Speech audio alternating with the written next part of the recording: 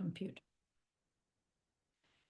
अच्छा जी, औज़ुबिल्लाहिमिनश्शैतानिर्रजीम। अच्छा, आज की जो आयत है इनकी हमने पिछली बार तिलावत तो की थी, मगर हम इस पूरे मौजू को कवर नहीं कर सके थे। हम सुम्मा अदबर और यस्आ से लेकर लाइब्रतल लिमन यख्शा और अगली भी चंद आयत हम कवर करना शुरू करेंगे। हम हज़रत मूसा का किस्सा पढ़े थे फिरौन के साथ। अच्छा, इसमें ना जो दो बातें हैं जो हम समझने की कोशिश करेंगे, बहुत ही अहम नुक्ता है जिसमें फ़हाशर फनादा से सुम्मा अदबरा यसा कि जब उस फिरौन को निशानियां दिखाई गई, उसको बार बार चांस दिया गया लेकिन वो पलटा। आपको याद होगा कि अदबरा का लफ्ज़ फल मुदब्बिरात ये हमरा पीछे भी आ चुका है। किसी चीज़ के पीछे जाना यानी पूरी प्लानिंग करना। तो ऐसा नहीं है कि उस वो नहीं, वो प्लानिंग डिक्टेटर जो होते हैं ना, जो सियासतदान होते हैं, वो जो भी करते हैं, जो उसकी स्पीचेस हैं वो प्लानिंग के साथ होती हैं। जैसे हमने ये सीखा कि वो दिमागों से खेलते हैं। यानी उन्होंने बनी इसराइल को ये बावर करा दिया था कि भाई हम जो हैं, चूंकि फिरौन खुदा का अवतार है इसलिए उसका हक बनता है कि वो तुम पे हुकूमत करे। इसी माइंडसेट के साथ हर दौर में, अभी देखिए जब अमेरिका में इलेक्शन चल रहे थे तो उसमें आप देखें कि जो भी उम्मीदवार होता है ना, यूके में, यूरोप में ऐसा नहीं है, लेकिन अमेरिका में चूंकि अभी भी चर्च का काफ़ी अमल दखल है, बल्कि उसकी जब हलफ बर्दारी की तकरीब हुई है तो आप देखें कि उसने यहूदी रबाई और ईसाई पादरी को भी बुलाया हुआ था। तो ये जो जो इलेक्शन के लिए खड़े होते हैं ना, वो सब चर्चिज में ज़रूर जाना शुरू कर देते हैं ना। तो ये हर दौर में रहा है कि उस वक़्त वो मज़हब का पत्ता इस्तेमाल करते हैं कि भई वो फ़र्द जो सियासत से अलग रहना चाहता है, वो जब देखेगा कि वो उम्मीदवार उसके चर्च में आया हुआ है, तो वो उसकी चर्च वो ज़रूर उसको फिर वोट देना चाहेगा ना। यानी ये मैनिपुलेशन का हिस्सा है। अब क्या है कि अदबरा यसआ, यानी वो सिर्फ़ पलटा है और फिर कोशिशें उसने तेज़ कर दी हैं, फ़हशर फनादा। अब यहाँ पे हम थोड़ी देर रुकेंगे। हशरा, हशर लफ्ज़ आपने सुना होगा, जमा करना। देखिए, ये सिर्फ जमा करने को नहीं कहते, ये लफ्ज़ अमूमन जानवरों के लिए इस्तेमाल होता है। जब आपको याद होगा ना, पीछे भी हमने पढ़ा था कि राजिफा तत्वकुलु किस ज़जरतुन वाहिदा, कि भाई वो डांट जो जानवरों को ऐसे शाउट करने के लिए की जाती है। तो यहाँ पे ना फिरौन जो है ना, वो आम जो शहरी थे बनी इसराइल के, उनको जानवरों के दर्जे पे रखता था। और वो कह रहे फहशर फनादा कि उसने उनको जमा किया और पुकारा। ओए, जैसे अल्लाह कह रहा है ना कि उस दिन तुम्हें एक ही दफा हंका जाएगा, एक ही दफा डांट पड़ेगी। तो यहाँ पे फहशर फनादा, तो वो फ़क़ाल अना रब्बुकुमुल आला, यहाँ पे रब अल्लाह के मानों में नहीं आ रहा, जैसे सूरह यूसुफ में भी रब का लफ्ज़ आया है, मालिक, या जैसे हम मास्टर लफ्ज़ बोलते हैं ना, उस मानों में आ रहा है। लेकिन यहाँ पे क्या मतलब आ रहा है कि उसने सब कुछ जमा किया जानवरों की तरह और उनको भूक हांका, यानी जैसे अपने आप को बड़ी चीज समझना और हाँक के ले आना। अब क्या है कि फिरौन को अपनी, मैंने कहा ना, पिरामिड्स और वो जो उसकी इमारत थी उस पे बहुत नाज था, और वो दुनिया को साबित करना चाहता था कि मेरे जैसा कोई भी नहीं कर सकता ना, जिस तरह की मैं तामीर करता हूँ। अच्छा, जो नुक्ता मैं कह रही थी कि आज हम बहुत अहम नुक्ता सीखेंगे, वो ये है कि देखिए, फिरौन जैसा कोई नहीं हो सकता कभी भी। क्यों? अम, क्योंकि फिरौन को तो सामने हज़रत मूसा अलैहिस्सलाम जिंदा थे और उसकी ज़िंदगी में मुअज़्ज़े हुए, उस तक अल्लाह की वही पहुंची। बाद के दौर में हम कह सकते हैं उनमें फिरौनियत तो हो सकती है, लेकिन ज़ाहिर है उनको तो उस तरह बराह रास्त हज़रत मूसा से वो, यानी आप समझ सकते हैं ना कि वो शिद्दत नहीं रहेगी। फ़िरौन की जवाबदेही ज़्यादा इसलिए है कि उसने बराह रास्त अल्लाह के पैगम्बरों से बातचीत की और फिर फ़कज़्ज़बा व असा, उसके बाद उसने झुटलाया, इसलिए वो, उसका जो दर्जा है वो ज़्यादा सख्त है। इसी तरह जो, लेकिन आज के दौर में भी फिरौनियत हो सकती है, और वो फिरौनियत किस तरह हो सकती है कि अब देखिए, जैसे ही किसी को कोई पोजीशन मिलती है, फहशर फनादा, تو جیسے کوئی باس اپنے کام کرنے والے ملازموں کو جمع کر کے تو جھاڑے، شاؤٹ کرے اور کہنا شروع کر دے، اوئے تو اٹھو چائے لے کر آؤ، اوئے چھوٹے. آپ نے اکثر یہ مناظر دیکھے ہوں گے. یا آپ کسی ریسٹورنٹ وغیرہ میں جائیں، وہاں پہ جو سٹاف ہوتا ہے اور ان کو بعض دفعہ دیکھنے میں آیا کہ جو جتنا امیر ہوتا ہے، جو کسی پوزیشن میں ہوتا ہے یا آفیسر ہوتا ہے، وہ ایک عام بیرے کو ہو سکتا ہے اس طرح بلائے کہ یعنی ایک حشرہ نادا، یعنی ایک ڈانٹ کی قسم سے، یا کوئی ڈرائیور بیٹھا ہوا ہے کسی کے ساتھ ہے اور وہ اس کو اس طرح سے پکارے، یا مطلب ہمارے جیسے کسی کو کسی جگہ پہ بھی کوئی پوزیشن حاصل ہے اور وہ اس فرونیت کو نکالنا چاہے، یا ہمیں کسی ادارے میں کسی بھی جگہ کوئی پوزیشن مل جائے اور وہاں پہ جو ہے وہ ہم اپنے اندر کی، یعنی کسی نہ کسی درجے پہ جب آپ کسی کو سامنے پکڑ کے تو اس کو ہانکتے ہیں، پکارتے ہیں، تو دراصل یہ فرونیت کی نشانی ہوتی ہے. یعنی ہم کیسے خود کو اس حد تک لے کے جا سکتے ہیں کہ گویا ہم، یعنی ہم کوئی بڑی چیز ہے نا، یا کوئی جتنا زیادہ ہم علم میں جاتے ہیں، کوئی جیسے کوئی پروفیسر ہے اور وہ اسٹوڈنٹ کو پڑھا رہا ہو اور وہ بار بار پھر کہے کہ تم کیا جانو جو مجھے پتا ہے. اس لیے میں آپ سے کہتی ہوں کہ اس قرآن سیشنز میں نا ہمیشہ خود کو مجھے بھی اسٹوڈنٹ کہا کریں اور خود کو بھی اسٹوڈنٹ کہا کریں. قرآن کے ساتھ نا یہی ایک ہی پوزیشن ہے، اسی پہ جئیں، اسی کے ساتھ مریں، اسی کے ساتھ اٹھائی جائیں. یہ جیسے دیکھیں کہ بعض دفعہ علماء یہ غلطی کر جاتے ہیں کہ کوئی اٹھ کے دعویٰ کرے کہ فلانے عالم کو کیا پتا، یعنی جو مجھے پتا ہے وہ کسی اور کو نہیں پتا. مجھے یاد ہے کہ بہت میں نے کسی کتاب میں یہ واقعہ پڑھا تھا کہ مولانا مودودی جب چونکہ انہوں نے بہت زیادہ لکھائی کا کام کیا ہے، لٹریچر بہت زیادہ لکھا ہے، تو وہ ان کا منصورہ لاہور میں آفس تھا. تو وہ آفس میں کام کر رہے تھے تو باہر جو ہے نا وہ کوئی باقاعدہ کوئی علماء تھے جنہوں نے آ کے جیسے دھرنا نہیں دیتے کہ جلسہ سا نکالا، اور ان کے پاس لاؤڈ سپیکر تھا اور ان کی خلافت و ملوکیت کتاب پہ بڑی تنقید ہوئی تھی. اور بات ہے کہ اب وہی کتاب پہ سب علماء بولتے ہیں، یاسر قاضی کا اس پہ بہت پورا کے پورا لیکچر موجود ہے. اس کو تھیالوجی کہہ سکتے ہیں نا، یعنی تھیالوجسٹ کو یہ سارے موضوع پہ لکھنا پڑتا ہے. اب کیا ہوا کہ اس کتاب کی وجہ سے نہیں، لیکن ان کے ظاہر ہے ہر دور میں جو بھی لکھتا ہے، چاہے وہ جس نے دل کا آپریشن کیا یا کوئی بھی نئی چیز جو ہوتی ہے، اس کو ہمیشہ انبیاء کی بھی دعوت کو ہمیشہ ایک مخالفت ملتی ہے. تو انہوں نے نا بہت زیادہ شور مچانا شروع کر دیا کہ اس کو کچھ بھی نہیں آتا اور یہ کچھ نہیں جانتا. تو وہ ظاہر مجمع اور شور سن کے لوگ جمع ہو گئے، تو پھر یہ کام میں لگے رہے، تو لوگوں نے کافی اصرار کیا کہ نہیں آپ اٹھیں نا، آپ کچھ بولیں. تو جب آفس میں لوگ آنا شروع ہو گئے تو یہ اٹھ کے گئے باہر اور جا کے نا وہ لاؤڈ سپیکر پکڑ کے تو کہتے ہیں کہ میں اپنا پورا نام لے کے کہنے لگے کہ میں اعتراف کرتا ہوں کہ میں لا علم ہوں، میں نہیں جانتا، اور ان صاحب کا علم واقعی مجھ سے زیادہ ہے. یہ کہہ کے وہ چلے گئے. اب وہ مجمع والے اتنے خوش، دیکھا ہم نے مودودی کو پکڑ لیے. اور ایک دفعہ ان کی آٹو بایوگرافی میں ہی کہیں میں نے پڑھا کہ وہ کئی جمعے کی نماز پڑھنے گئے ہوئے تھے، تو وہ جو جمعے کا خطبہ دے رہا تھا نا، اس شخص سے کہا کہ اگر مودودی مر جائے اور اس کی قبر پہ کوئی پودا اگے اور وہ اس پودے کو بکری کھا لے تو اس بکری کا گوشت بھی حرام ہوگا نا. تو یہ اس خطبے میں بیٹھ کے پورا ٹائم خطبہ سنتے رہے. ان کی مثال میں اس لیے دے رہی ہوں کہ ظاہر ہے ان کا لٹریچر جو ہے نا، جس نے تو مولانا مودودی کو ان کے لٹریچر کے ذریعے جانا ہے نا، تو وہ تو ان کا احسان مند ہوگا.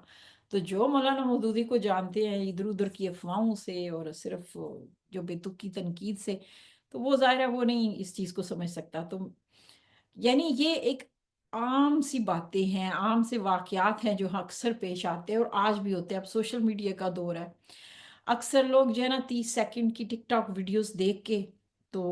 اس کے اگر ہو سکتا ہے اس کے فالوور زیادہ ہے، تو جو فرض کیجیے وہ فزکس پہ کوئی لیکچر دے رہا ہے، تو اب ایک بندہ ہے جس نے پی ایچ ڈی کی ہوئی ہے اور اس کے پاس تجربہ علم سب زیادہ ہے، لیکن اس کے پاس سوشل میڈیا نہیں ہے، اور وہ اٹھ کے کوئی نکتہ کہتا ہے کہ نہیں نہیں یہ بات ایسے نہیں ہے، فزکس کا قانون اس بارے میں ایسے اور ایسے کہتا ہے، لیکن جو ٹک ٹاکر ہے وہ اٹھ کے اس کو چیلنج کر دیتا ہے۔ اب فالوور جو ہیں وہ کس کو سنیں گے؟ ظاہر ہے اس ٹک ٹاکرس کو، اور وہ کہیں گے کہ ہاں اس کی بات صحیح ہے۔ تو جو جس کو انفلوئنسر کہتے ہیں، تو اب جو لوگ انفلوئنس کر رہے ہوتے ہیں وہ یعنی کسی کو جب حقیر جان لیتے ہیں جیسے ہی آپ اوپر آئے نا، تو یہی شیطان کو کیا بات کی گارنٹی ہے کہ بھئی جب اس نے اپنے آپ کو اوپر اٹھانا شروع کیا اور سوچا کہ چونکہ میں نے یہ اور یہ بہت اچھا کیا ہے تو اس لیے میرا حق بنتا ہے مجھے خلافت ملے، تو اس کو یہ پتہ ہے کہ بھئی میں انسان کو، یہ جو کہتے ہیں نا دائیں طرف سے حملہ کرنا، تو دائیں طرف سے وہ ایسے لوگوں پہ حملہ کرتا ہے جن کے پاس اچھائیاں زیادہ ہیں۔ وہ پھر ان کو کہتا ہے کہ دیکھو تمہارا حق بنتا ہے نا، تم نے اس تحریک اس ادارے کے لیے اتنی قربانیاں دیں تو تمہیں جو ہے وہ پوچھا ہی نہیں گیا جب کسی کو صدر بنانا تھا۔ تو وہ دوسروں کی حقارت، اس لیے میں بار بار یہ پوائنٹ لے کر آتی ہوں کہ دیکھیں انسانوں کی نا ججمنٹ چھوڑ دیں۔ یہ جو باہر چل رہے ہیں جو بظاہر گناہ گار دکھ رہے ہیں، ہم نہیں جانتے ان کی کہانی کیا ہے نا، اور یعنی اللہ کے علاوہ کوئی بھی انسان، حتیٰ کہ انبیاء کو بھی یہ بار بار کہا جاتا تھا کہ آپ کسی کو ہدایت نہیں دے سکتے، اور دوسرا یہ کہا جاتا تھا کہ اگلے کے دل میں کیا ہے یہ انبیاء بھی نہیں جان پاتے تھے۔ یہی وجہ ہے کہ نبی صلی اللہ علیہ وسلم کو جو منافقین ہیں ان کے نام اللہ نے خبردار کیا کہ یہ لوگ منافق ہیں، تم نے ان کے جنازے نہیں پڑھنے۔ تو اس معاملے میں آ کے انبیاء کو بھی ایک حد پہ روک دیا گیا نا کہ کس کو ہدایت ملے گی کس کو نہیں ملے گی، یہ فیصلہ صرف آسمان پہ ہوگا۔ اب اللہ تعالیٰ تو جانتا ہے کہ فرعون اس قابل نہیں ہے، لیکن حضرت موسیٰ کو بھیجا جا رہا ہے۔ تو یہ جو کسی کو حقیر جاننا ہے نا، یہ تب ہوتا ہے کہ جب ہم خود کو کسی معاملے میں بہتر سمجھ رہے ہوتے ہیں، اور جب بھی آپ ججمنٹ کریں گے نا، جب بھی آپ لوگوں کے اعمال پہ تبصرے کریں گے، دیکھیں ایک رویے کو برا بھلا کہنا، جیسے اب چوری تو بری ہے، اب میں تھوڑی منع کر رہی ہوں کہ معاشرے کی برائیوں پہ ہم بات ہی نہ کریں اور ان کو اچھائیاں کہنا شروع کر دیں، لیکن فرق ہے نا، جب ہم یہ کہتے ہیں کہ فلانا ایسے کرتا ہے تو اس کا مطلب کہ ہم ایک دم سے بڑی کرسی پہ بیٹھ گئے ہیں،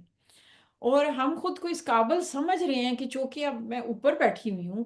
تو اب میں یہاں سے بیٹھ کے نا یہ دیکھو یہ اوے تو ایسے کرتا ہے نا، یہ جو حلال حرام میں آپ سے کیوں کہہ رہی تھی شرک بدعت حرام لفظوں کی بہت احتیاط کریں۔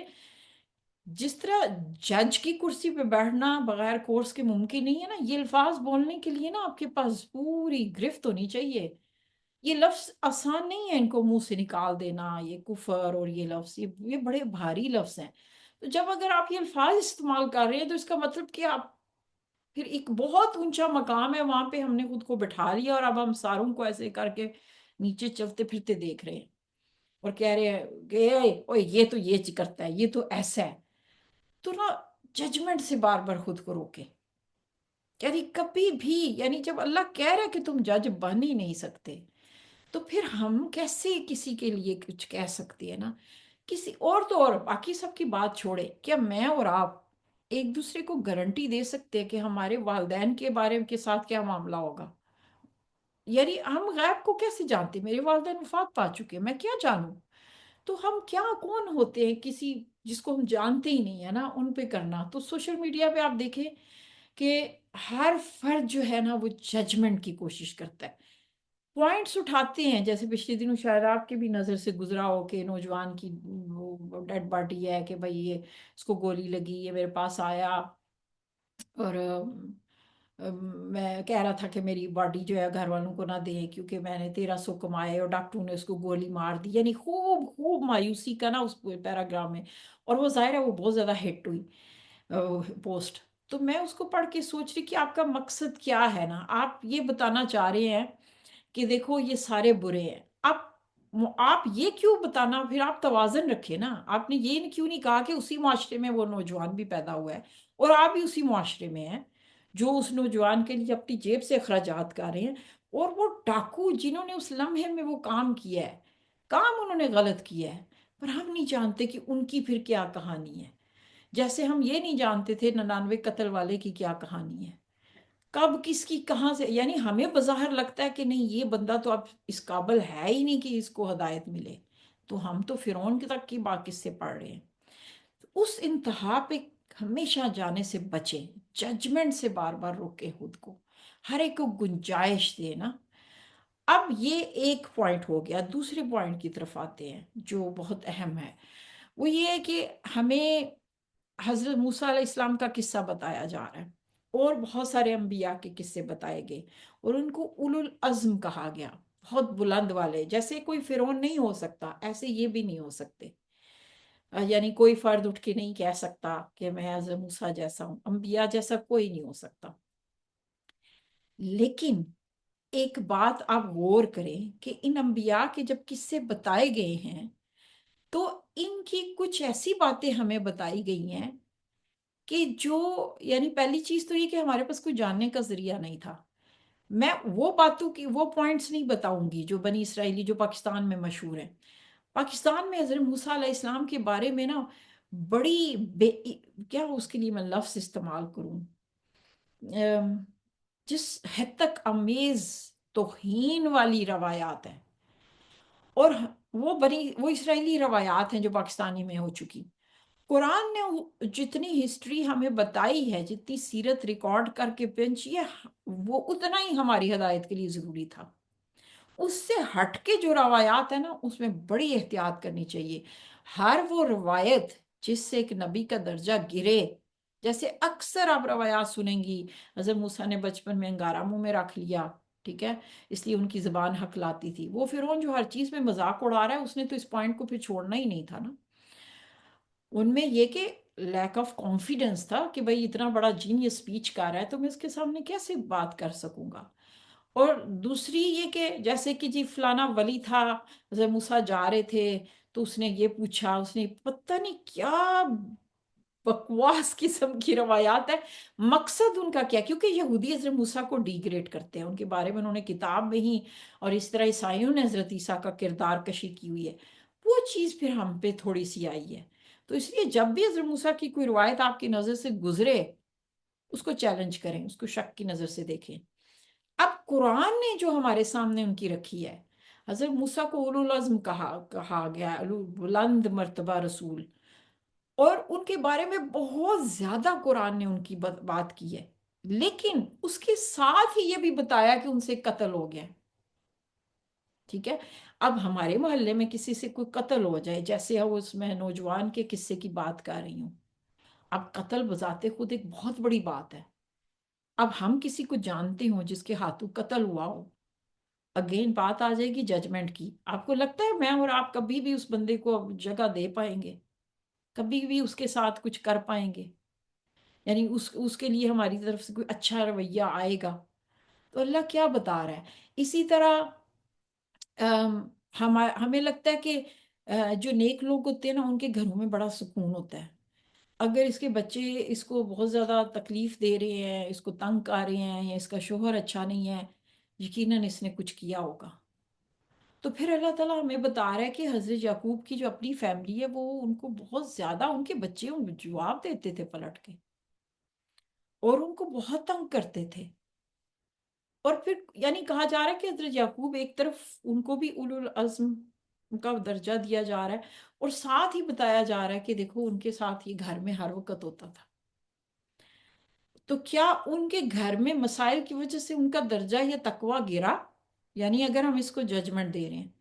پھر اگر ہم کسی کو جج کریں کہ بھئی جو اللہ کے نیک بندے ہوتے ہیں نا ان کو شوہر بڑے اچھے ملتے ہیں، تو پھر ہم یہاں پہ حضرت آسیہ کا قصہ دیکھ رہے ہیں، تو پھر ہم کہاں پہ آ کے، یعنی کوئی گنجائش بچ رہی ہے کہ کسی کو ہم جج کریں؟ اب وہ بھی چھوڑ دیں، پھر واپس اپنے پاس آ جائیں کہ یہ جو فرشتوں کو غلط فہمی ہوئی نا کہ اللہ ہم تو تیری تسبیح بیان کرنے کے لیے کافی ہے نا، تجھے تو صرف نیک اور پاک مخلوق چاہیے، تو ایسی مخلوق کو کیوں بھیج رہا ہے جو غلطیاں کرے گی؟ تو پھر ہم کیوں چاہتے ہیں کہ ہم وہ مخلوق بن جائیں جو صرف تسبیح کرے، جبکہ اللہ ہمیں بتا رہا ہے کہ میرے جو سب سے قریب ترین بندے ہیں، غور سے یہ بات سنیں، جو میرے مقربین ہیں، جن کا میں ان کو تعریف کر رہا ہوں ان کی، تو میں ہی تمہیں بتا رہا ہوں کہ دیکھو ان سے بھی یہ ہوا، اور ان کے ساتھ یہ ہوا۔ اللہ چاہتا تو آپ کو کیا لگتا ہے حضرت موسیٰ کی قتل کا قصہ چھپا دیتا نا، کیونکہ معاف تو کر دیا تھا، غلطی سے ہوا تھا یہ، ان کی نیت نہیں تھی قتل کی۔ کیوں اللہ نے چاہا؟ اس واقعے کو گزرے ہوئے ہزاروں سال گزر گئے، کوئی کیمرہ نہیں تھا، کوئی رپورٹر نہیں تھا، میں اور آپ نہیں تھے، اللہ نے کیوں چاہا کہ ہم اس قصے کو اس کے کلام میں پڑھیں اور اس واقعے کو ہم حفظ کریں اور اس پہ ہمیں اجر ملے گا، اور ہم حضرت یعقوب کا قصہ پڑھیں، ان کے دکھ کو پڑھیں، اور ان کے گھر میں جو چل رہا ہے۔ اللہ چاہتا تو پردے رکھتا نا کہ بھئی میرے بندے کے بچے اتنے بدتمیزی کرتے تھے تو میرے بندوں کو نہیں پتا چلنا چاہیے، ہم تو یہ بات چھپانا پسند کریں گے نا۔ تو اللہ کیا بتانا چاہ رہا ہے کہ اللہ کے بندو تمہیں کس نے کہا ہے تم اتنے اوپر چلے جاؤ، اتنے پرفیکٹ بن جاؤ کہ تم سے غلطیاں ہی نہ ہوں؟ اب جو بھی ہو جائے میرے آپ سے، ہم بندے تو نہیں قتل کریں گے، لیکن بہرحال فرض کیجیے خود آج بھی کسی سے ایکسیڈنٹ تو ہو سکتے ہیں نا، ٹھیک ہے، گاڑیوں سے آئے روز نہیں ایکسیڈنٹ ہوتے۔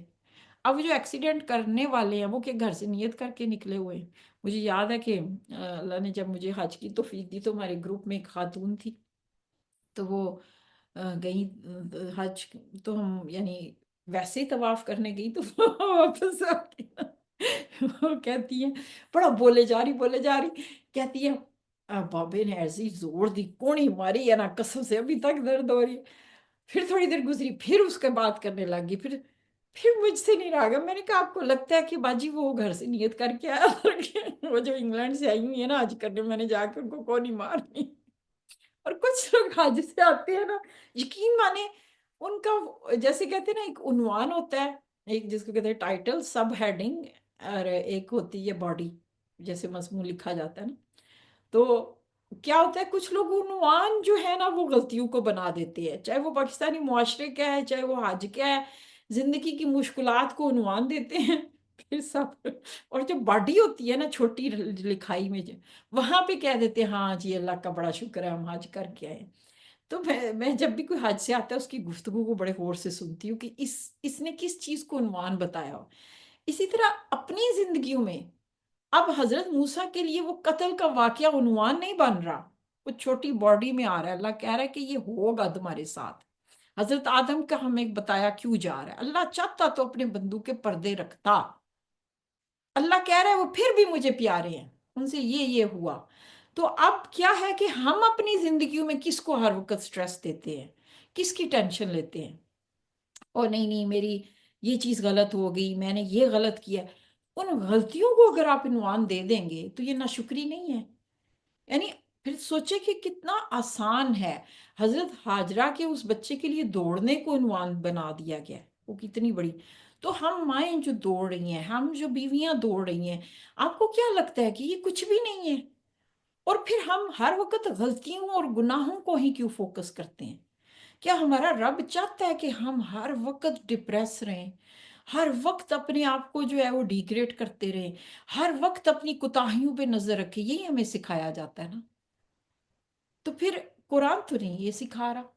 کہ جی آپ پورا عمل کریں، جب قرآن پہ لوگ عمل نہیں کرتے، مسلمان عمل نہیں بے عمل ہے، امت کا یہ حال ہے، آج کل کی نوجوان نسل ایسی ہے، اگین ججمنٹ ججمنٹ ججمنٹ۔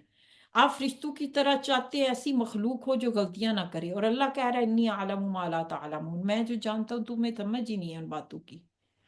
تو پھر ہم کون ہوتے ہیں مایوس ہونے والے یا مایوس کرنے والے، جب اللہ ہم سے وہ مطالبہ ہی نہیں کر رہا؟ تو اپنے انبیاء کے قصے اتنے بٹھا کے اتنے درجوں پہ تو ساتھ بتا رہا ہے کہ ان سے یہ ہوا، اینڈ اٹس اوکے، تو ان سے تو پھر اس سے زیادہ ہوگا، لیکن اس کا مطلب یہ نہیں ہے کہ پھر تم ہدایت پہ نہیں ہو۔ اللہ یہ کہ وہ جو گناہ بہت بڑے ہیں وہ ہے سرکشی، جو ہم نے دیکھا کہ پرواہ نہ ہونا کہ کیا کھایا، کیا بولا، کیا پیا، ہر وقت بے احتیاطی کی زندگی جو بہت انتہا کا لیول ہے، تو غیان تک پہنچ جانا، اور کذب، نہ صرف یہ کہ کسی بات سے اختلاف رائے ہونا، نہیں، کذب کہتے وہ جھٹلانا کہ پھر اٹھ کے اس کے خلاف باقاعدہ چینل کھول لینا۔ اور اچھا یہ مجھے پاکستان کی نا، جب آپ کا دوسرے مسلم ممالک کے لوگوں سے واسطہ پڑتا ہے تو پاکستان کی یہ بات بڑی حیران کن ہے کہ میں ذاتی طور پہ کبھی ایسی کسی پاکستانی کو نہیں جانتی کہ جس نے اپنے آپ کو اسلام سے نکال کے تو پھر اس کے خلاف کوئی چینل بنایا ہو نا، اور پھر باقاعدہ ٹی وی پہ آ کے اس نے اس پہ اعلان کیا ہو کہ میں اسلام کو اس طرح، یعنی اللہ رسول کا کھلم کھلا مذاق اڑایا ہو گلیوں میں کھڑے ہو کے، اور پھر آگے سے کوئی پاکستانی بولا ہی نہ ہو، سارے چپ رہ گئے ہوں۔ اچھا، میرا واسطہ پڑا تھا عراق کے، ایران کے، وہ ایک ایران کی لڑکی تھی، تو وہ بڑے فخر سے کہتی تھی میں ایکس مسلم ہوں، میرا بھائی ابھی مسلمان ہے لیکن میں نے اسلام چھوڑ دیا ہوا ہے، وہ عراقی تھا وہ۔ اچھا ایسے بات کرتے تھے اللہ رسول کی جیسے نعوذ باللہ نعوذ باللہ کوئی گلی کا بچہ ہے جس پہ تبصرہ کر رہے ہیں نا، اپنے آپ کو ایسے وہ بنا لیتے تھے نا، اور پھر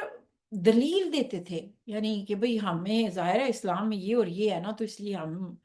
یعنی اس مسئلے دین اسلام کے ساتھ ہی کوئی مسئلہ ہے تو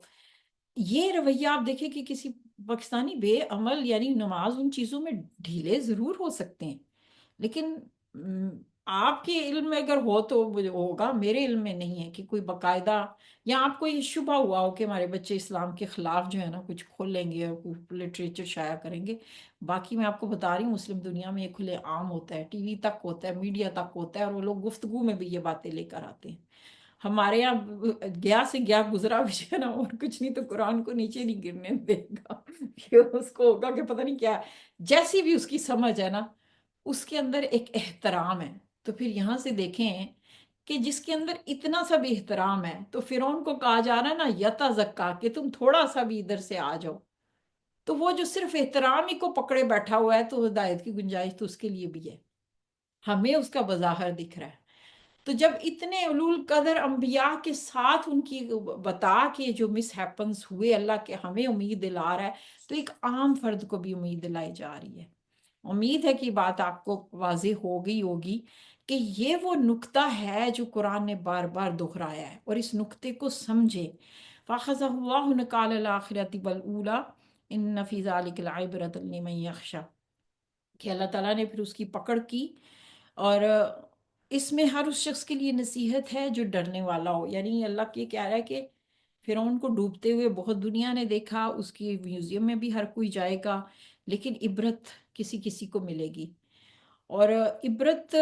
اب جیسے میں جب میوزیم گئی تو وہاں پہ ظاہر ہے کہ سارے، ایک تو یہ کہ گورے بہت زیادہ تھے، چونکہ ہمارے پاکستان میں اس کلچر کو، ہمارے یعنی دینی طبقے کو اس کلچر کو نمایاں کرنا چاہیے نا کہ بھئی اللہ کی سیرو سیرو سیرو فی الارض سیرو فی کے جاؤ نکلو ان جگہوں کو دیکھو، اور بہت زیادہ ایسے ٹورزم آنے چاہیے، لیکن چونکہ ہمارے یہاں اس کو پروموٹ نہیں کیا جاتا تو وہاں سارے گورے ہی تھے جو دیکھ رہے تھے، لیکن ظاہر ہے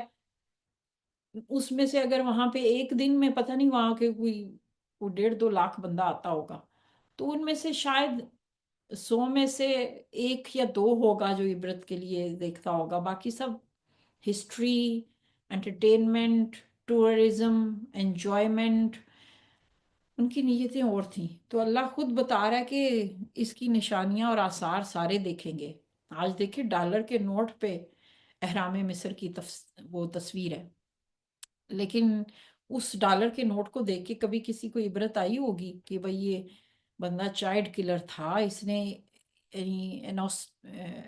کیا جو ہیومن کرائسس ہیں، یعنی انسانی حقوق کی عالمی سطح پہ خلاف ورزی کی تھی، اور وہاں اتنی بڑی سطح پہ اس نے فساد پھیلایا، تو کتنے لوگ ہیں جو اس کو دیکھ سکیں گے؟ میں جب خود جا کے دیکھ کے آئی ہوں تو مجھے پھر سمجھ آئی، وہ جب میرا گائیڈ تھا، حالانکہ سو کارڈ وہ مسلمان تھا تو سارے گورے تھے، میں ہی اس پورے گروپ میں مسلمان تھی، تو مجھ سے رہا نہیں گیا، میں نے یہ آیت بولی کہ اس میں تو نشانیاں ہیں، ان فی ذلک لعبرۃ لمن یخشی، تو اس نے مجھے چونک کے دیکھا، لیکن ظاہر ہے ان کو اجازت نہیں ہوتی، مصر میں تو بالکل ہی اجازت نہیں ہے کہ آپ اس طرح سے جو ہے نا وہ بات کریں، وہ لوگ ڈرتے بہت ہیں، ڈکٹیٹرشپ ہے وہاں پہ۔ تو پھر مجھے لگا کہ ہاں اللہ کہہ رہا ہے کہ بھئی بہت کم لوگ ہوں گے جو اس واقعے سے سبق لے سکیں گے۔ اچھا یہاں پہ اب آگے سے ایک تھوڑی سی شفٹ ہونے جا رہی ہے، لیکن انتم اشد خلقا من السماء بناها، پہلے میں آپ کو ایک اور گھوڑوں کے منظر پہ لے کر گئی، پھر ایک دم سے قیامت کا منظر آیا، پھر حضرت موسیٰ کا آیا، اب بات ایک دم سے آ رہی ہے آسمان کی زمین کی، تو ایسے لگ رہا ہے، ہمیں لگ رہا ہے کہ بات بدل رہی ہے، لیکن بات بدلی نہیں ہے۔ بات کیوں نہیں بدلی؟ اس کو سمجھنے کے لیے ہمیں یہ دیکھنا ہوگا کہ حضرت یوسف کے زمانے میں جو بادشاہ تھا نا وہ ایک فرعون تھا. فرعون کوئی ایک بندہ نہیں ہے، وہ پورے علاقے میں فرعونیوں کی سٹیٹس تھی یعنی. اور وہ ایک علاقہ تھا، ایک جگہ اس کی سلطنت تھی. یہ جو سلطنتیں بنائی گئی تھی یہ دریا کے کنارے، دریائے نیل کے کنارے تھی، جس سے ان کے اندر خوشحالی تھی اور ان کی مطلب اس وجہ سے ان کی معیشت چلتی تھی. لیکن جو فرعون تھا نا حضرت یوسف کے زمانے میں، ان کو کیا فائدہ ہوا سلطنت کو کہ ان کو یہ پتا چل گیا کہ قحط آنے والا ہے. تو اس لیے حضرت یوسف علیہ السلام نے جو کنال سسٹم بنایا، جو آبپاشی کا نظام بنایا، اس کی وجہ سے کیا ہوا کہ باقی سلطنتیں سوکھ گئی تھی، وہاں پہ لاک ڈاؤن ہوا، ان کی معیشت متاثر ہوئی. لیکن ان کی کنال پانی کی سٹوریج کی سسٹم کی وجہ سے ہریالی رہی. اور اس زمانے میں کیا ہوتا تھا کہ جب جو ویزے، ورک ویزے لے کے اس ملک میں آتے تھے نا، تو وہ ان کے پاس ظاہر ہے وہ قحط زدہ ہے، نہ کھانے کو کچھ ہے، کچھ بھی نہیں ہے ان کے پاس. تو وہ اس کی ادائیگی کیسے کرتے تھے؟ یعنی اگر آپ کو مصر میں ویزا چاہیے جہاں پہ ابھی مارکیٹس اور بزنس انڈسٹری سب کچھ کھلا ہوا ہے، پانی بھی ہے، کھانا بھی ہے، تو وہ اپنے آپ کو غلامی میں دیتے تھے یا اپنے بچوں کو یا اپنی زمین دے دیتے تھے. یہ واحد طریقہ ہوتا تھا ورک ویزا لینے کا. تو اتنی بڑی سطح پہ جب مائگریشن ہوئی ہے تو کیا کہ وہ سلطنت نرچر ہوئی، ان کے پاس آبادی زیادہ آئی، ان کے پاس وسائل زیادہ بڑھ گئے. اور اس وجہ سے جو نسل در نسل، یعنی ایسا نہیں کہ 10 سال کے اندر وہ فرعون بنا، وہ بادشاہ تھا، پھر اس کے بعد حضرت یوسف کی وجہ سے وہ خطہ جو ہے وہ زیادہ زرخیز ہوا. دوسرا یہ ہوا کہ ان کا جو سٹوریج سسٹم تھا وہ حضرت یوسف نے ان کو ایک قسم کا اس سلطنت کا سب سے بیسٹ تھا. اب کیا ہوا کہ جو فرعون بعد میں آئے ہیں، یعنی نسل در نسل جو فرعون آئے ہیں، وہ باقی سلطنت کی وجہ سے وہ زیادہ ایڈوانس ہو گئے. انہوں نے کیا کیا کہ پھر بڑی بڑی بلڈنگز بنائی نا، چونکہ ان کے پاس لیبر زیادہ ہے، ان کے پاس بزنس انڈسٹری زیادہ ایکسپینڈ ہو چکی ہے، ان کی معیشت بہت زیادہ سٹرونگ ہو گئی ہے، ان کی ایسی جگہوں پہ بھی ہریالی ہے. تو وہ اپنی اس کو نمایاں کرنے کے لیے اس نے اتنا زیادہ بڑی بڑی عمارات بنائی. ابھی بھی آپ دیکھیں نیو یارک، یہ جاپان، ٹوکیو، میں لفظ بھی بولوں گی تو ایسی یہاں پہ ایک لفظ آ رہا ہے رفع سمکہا فسواہا، کہ اس کا سمک اس بلڈنگ کو کہتے ہیں جو بغیر یعنی بہت ہی بلند ہو. اب یہاں پہ دنیا میں جب سمکہا لمبی عمارات بنائی جاتی ہے تو جتنی اونچی ہوگی اتنا گرنے کا خطرہ ہوتا ہے، اس کو سپورٹ چاہیے ہوگی. لیکن اللہ تعالیٰ نے بغیر کسی چھت کے آسمان کو بنایا. اب دیکھیں یہاں پہ کوئی سائنسی بندہ بحث کر سکتا ہے کہ بھئی یہاں تو چھت نہیں ہے، آسمان تو خالی ہے. یہی وجہ ہے کہ ہم کہتے ہیں کہ سائنس اور قرآن کو اس طرح سے نہیں لے کر آنا چاہیے، کیونکہ قرآن سائنسی زبان نہیں بولتا، ہم بھی سائنسی زبان نہیں بول سکتے. جیسے میں آپ پانی پی رہی ہوں، میں آپ سے کہوں میں O2 پی رہی ہوں، اور یا پھر یہ کہ میں کہوں کہ فلانے بندے کا تو دل ہی ٹوٹ گیا، تو سائنس والا کہے گا نہیں ٹیکنیکلی تو اس کا دل اس کے اندر ہے، تو اگر میں آلات سے چیک کروں تو دل تو نہیں ٹوٹا ہوا. تو اس کا تو قرآن اگر سائنسی زبان بولتا تو مجھے اور آپ کو سمجھ ہی نہیں آتی. اس لیے قرآن نے جہاں کہیں تخلیق یا زمین و آسمان کا ذکر کیا نا، وہاں سائنسی لینگویج استعمال نہیں کی. یہیں پہ آ کے بہت سارے لوگ پھر گمراہ ہوتے ہیں. ہاں دیکھا آپ کے قرآن میں نا یہ بات ہم دعوے سے کہہ سکتے ہیں آپ کے قرآن نے دیکھا نا اس کو ایسے کیا، لیکن سائنس یہ کہتی ہے کہ نہیں یہ تو اس طرح ہو ہی نہیں سکتا. پھر آپ کہتے ہیں جی قرآن اللہ کا کلام ہے تو اللہ کا عقل کے اندھو، قرآن سائنسی زبان میں نہیں کہہ رہا. ٹھیک ہے، میں پانی کو پانی کہتی ہوں، O2 نہیں کہتی ہوں کہ اس میں جی اتنی آکسیجن ہے اور اتنے حصے اس کے کاربن ڈائی آکسائڈ کی ہے، میں اس کو پانی کہوں گی. تو قرآن نے یہاں جو بات کی ہے وہ نشانی کے طور پہ کی ہے. لیکن بات یہ کہ فرعون کے قصے کے ایک دم سے بات کیوں آ گئی؟ تو یہاں پہ ایسے جیسے ان کے، میں نے آپ کو کہا نا کہ بڑا بڑے عمارات، اور وہ اتنی بڑی بڑی اس نے تعمیر کا کام کر کے کہا کہ انا ربکم الاعلی، دیکھا میں کیسی کیسی بلڈنگز بنا سکتا ہوں، یہ دیکھو میری انڈسٹری، یہ دیکھو میں کیسا جینین لیڈر ہوں، میرے دیکھو میری آرمی کیسی ہے، میں تو سپر پاور ہوں. تو اللہ کہہ رہا ہے انتم اشد خلقا من السماء، کہ تم لوگوں کی تخلیق زیادہ سخت ہے یا آسمان کی؟ تمہاری یہ پیرامڈس تو یہ بڑی عمارات تو یہ کیا چیز ہے؟ تم ہو کیا چیز جو تم اپنے آپ کو ربکم العالی کہہ رہے ہو؟ وہ تو اللہ ہے جس نے اس کو بنا دیا ہے، کھڑا کر دیا ہے. تو تم ہو تو مخلوق نا، یعنی تم کیا چیز ہو؟ بلکہ اس جہاں پہ یہ آیات ختم ہو رہی ہیں نا، متعلقم علیکم سن کے نا ایسے لگ رہا ہے کہ جیسے اللہ تعالیٰ نا ہمیں، یعنی فرعون کی وہ قصہ سنا کے نا، تو جیسے جیسے اپنی زبان میں کسی کو کہوں کہ جیسے چپیڑ نہیں مارے کسی کو، یعنی آیت کی جہاں پہ آخر آ رہا ہے نا متعلقم علی انعامکم، ساری چیزیں گن کے کہ یہ تمہارے لیے بنائے، آسمان بنایا، اس سے رات نکالی، اس کا دن نکالا، یہ ساری چیزیں تمہارے لیے کی ہیں۔ کس لیے کی ہیں؟ تمہارے لیے اور تمہارے جانوروں کے لیے، یعنی ہمیں اور جانوروں کا ایک ہی جگہ ذکر کر دیا۔ جیسے ابھی تھوڑی دور پہلے فحشر فنادا، فرعون لگا ہوا تھا نا، ساروں کو اکٹھا کر کے وہ جانوروں کی طرح ہانکتا تھا اور ان کو سمجھتا تھا کہ میں بڑی چیز ہوں اور یہ کچھ نہیں ہے۔ تو یہاں پہ نا ایسے جیسے اللہ تعالیٰ نے ایک ہی درجہ کر دیا ہے، اور ہمیں دیکھیں جانوروں پہ کتنی اتھارٹی ہوتی ہے کہ ہم جانوروں کو ہانکتے ہیں، ان پہ اوپر بیٹھتے ہیں، ان کو ذبح کر کے کھاتے ہیں، ان سے فائدے لیتے ہیں۔ تو کہا جا رہا ہے تمہارا ان پہ اوپر پورا کنٹرول ہے نا، تو تمہارے اوپر بھی کسی کا کنٹرول ہے۔ تو ساری نعمتیں گنوا کے نا ایک دم سے متعلق علی نعمکم، کہ تمہارے اوپر پکڑ کب ہوگی؟ فَإِذَا جَاءَتِ الطَّامَّةُ الْكُبْرىٰ، کہ جب وہ بڑا والا حادثہ آ جائے گا، جب وہ بڑا واقعہ ہو جائے گا، تو وہاں سے ہماری پکڑ کی بات شروع ہو رہی ہے۔ یہ میں اس آیت پہ چلی گئی جو کافی آگے ہے، لیکن چونکہ اس کا تعلق اس سے تھا، تو ایسے جیسے فرعون اور اس کی پوری کو کھڑا کر کے نا، تو قرآن ہمیں بتا رہا ہے کہ بھئی سوال اٹھا رہا ہے کہ سوچو تو صحیح، کسی کے اندر کسی بھی درجے کی فرعونیت آ جائے یا قوموں کے اندر آ جائے، تو بہرحال اللہ کے مقابلے میں تم کچھ بھی نہیں ہو۔ وَأَغْطَشَ اللَّيْلَهَا وَأَخْرَجَ ضُحَاهَا، اور پھر اس سے اس کی رات نکالی اور اس کا دن نکالا۔ وَالْأَرْضَ بَعْدَ ذَلِكَ دَحَاهَا، پھر زمین کو اس نے بچھایا اور اس کے اندر سے اس کا پانی اور چارہ، دحاہا کہتے ہیں زمین کو یعنی اس طرح سے نرم اور ہموار کر دینا۔ آپ دیکھیں، آپ نے شاید تصویر دیکھی ہو پہاڑوں پہ، جب ہم بات کر رہے تھے، کچھ پہاڑ ایسے ہیں کہ لگتا ہے کہ جیسے کسی نے نوکیلے دھار دار خنجر رکھے ہوئے ہیں زمین پہ۔ تو اللہ کہہ رہا ہے کہ اگر میں اس طرح کی زمین بنا دیتا تو تم کہیں بھی تو آباد ہی نہ ہو سکتے۔ پوری زمین کو آباد کر دیا گیا ہے، اور اس میں سے تمہارا چارہ نکالا ہے، اور اس کو تمہارے لیے نرم کیا ہے، اور اس میں پہاڑ بنائے ہیں۔ یعنی اس زمین کی ان کوالٹیز کو یہاں پہ کیوں رکھا جا رہا ہے، اس کو ہم تفصیل سے اگلی بار دیکھیں گے، میں اس کی زیادہ ڈیٹیل میں نہیں جاؤں گی، کچھ موٹی موٹی باتیں آپ کے سامنے کر رہی ہوں۔ کہ آپ دیکھیں کہ اللہ تعالیٰ ایک طرح کے یہ بھی کہہ رہا ہے کہ بھئی تم یہ جو پیرامڈ بنا پائے ہو اسی لیے نا کہ میں نے زمین کو ایسے کیا ہوا، اور متاع، یعنی میں نے یہ ساری تمہارے لیے متاع بنائی ہے۔ متاع الحیات الدنیا، آپ نے بار بار متاع لفظ سنا ہوگا۔ متاع فائدے کو کہتے ہیں،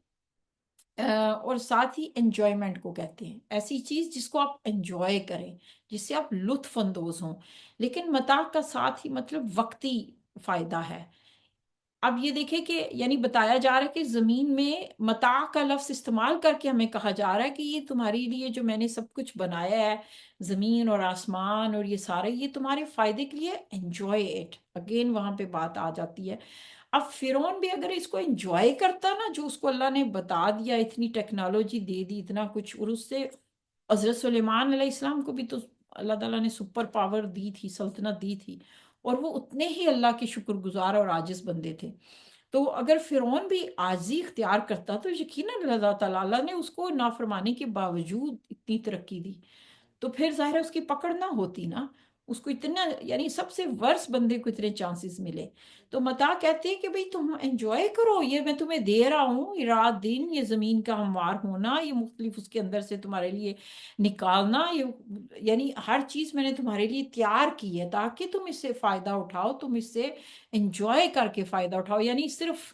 ایسا نہیں ہے کہ، یعنی کہا ہے نا کہ جینے کے لیے پانی چاہیے، اناج چاہیے، دو تین، بس ایک روٹی چاہیے، اتنا ہی کافی تھا۔ کہا کہ نہیں نہیں، میں نے ہر چیز میں رنگ ڈالے ہیں، اختلاف پیدا کیا ہے تاکہ تم اس کو انجوائے کر سکو۔ میں نے زمین کو تمہارے لیے ایک فضول یا بورنگ جگہ نہیں بنایا۔ تو یہ وہ یعنی متاع ہے جس سے انجوائے کرنے کا انسان کو حق دیا جا رہا ہے، اور اس کو انجوائے کرنا چاہیے، اس پہ کبھی کوئی شرمندگی نہیں ہونی چاہیے۔ لیکن ظاہر ہے کہ ساتھ ہی متاع کہہ کے یہ بتایا جا رہا ہے کہ یہ وقتی فائدے کے لیے۔ اچھا میں ان آیات کو بس اتنا ہی ٹچ کر رہی ہوں جس سے آپ کو یہ سمجھ آ جائے کہ پچھلی آیات سے جب ہم یہاں پہ شفٹ ہو کے آ رہے ہیں تو ان کا آپس میں کیا تعلق بن رہا ہے نا. یعنی اگر ہم دیکھیں تو یہ سب جوڑ رہا ہے. پیچھے سے آغاز ہوا تھا سورت کا گھوڑوں کے ذریعے کہ بھئی جیسے ہی کسی کے پاس گھوڑا ہی اس کے قابو آ جاتا ہے تو وہ کس کو استعمال کر سکتا ہے. پھر قیامت میں کیسے پکڑ ہوگی. پھر ہم نے حضرت موسیٰ کا قصہ اور فرعون کی یہاں پہ یعنی اس کے کوٹ کیے جا رہے ہیں اس کے رویے کو بتا کے تو اب بات کی جا رہی ہے کہ بھئی تمہیں حضرت موسیٰ کی بات نہیں سمجھ آ رہی تو ذرا سوچو تو سی کہ تمہارے ارد گرد کیا نشانیاں نہیں ہیں. تمہیں یہی نہیں سمجھ آ رہی کہ تم نے یہ عمارات بنا کیسے لی ہیں نا. تو آپ کو پھر یہاں پہ ساری چیزوں میں ایک کنیکشن دکھے گا. تو مجھے امید ہے کہ آج کی ان آیات سے یعنی ہمارے دل ویسے ہی متاثر ہوئے ہوں گے. یہ اور پوری بات یاد نہ بھی رہ جائے تو یہ چیز اگر آپ یاد رکھ سکے نا کہ you don't have to be perfect to be a good Muslim. یہ سبق بار بار خود کو پڑھاتے رہے. اس کا فائدہ کیا ہوتا ہے کہ آپ کبھی بھی پھر مایوس نہیں ہوتے. اور آپ کوئی ساتھ کلاس میں آ کے یہ کہے آتے ہی کہے تم نے تو فیل ہی ہونا ہے, تم لوگ جتنا مرضی کر لو تم نے تو فیل ہی ہونا ہے, آپ کو لگتا ہے اس کلاس کا رزلٹ اچھا آئے گا. یہاں کوئی ایسا ہو جو پہلے دن ہی آ کے کہے کہ بھائی دیکھو تم لوگ نا ایک بھی لائن لکھو گے نا میں تم سے خوش ہوں, تم نے بس کوشش کرنی ہے, مجھے پتہ ہے تم کر لو گے. تو آپ کو کیا لگتا ہے کس کلاس کے رزلٹ اچھے ہوں گے. تو یہ ہمارے ساتھ بھی زیادتی ہے, دوسروں کے ساتھ بھی زیادتی ہے کہ جب ہمیشہ ان چیزوں کو ہائی لائٹ کیا جائے, اپنی کمزوریوں پہ کام کرے, اپنی اس طرح سے آپ غلطیوں سے بچے, آپ اللہ کو ناراض نہ. اللہ کے بندے ہم سے وہ ہوگا, اور اللہ کہہ رہے کہ جو بہت نیک لوگ تھے ان سے ہوا اور میں نے ان کو پھر بھی ان کے درجہ بلند رکھے, تو تم سے بھی ہوگا. بس مجھ سے مایوس مت ہونا, میرے پاس پلٹتے رہنا, کذب اور طغیان اور اس طرح کے رویے نہ اپنانا. تو پھر مطلب اس کے بعد کتنی زیادہ انسان کے پاس امید آ جاتی ہے. یعنی مجھے لگتا ہے کہ اس سوچ کے ذریعے موٹیویشن زیادہ ملتی ہے. تو آج کی گفتگو کے حوالے سے میں سوال اور سب کچھ لینا چاہوں گی. میں یہاں پہ ریکارڈنگ سٹاپ کر لوں.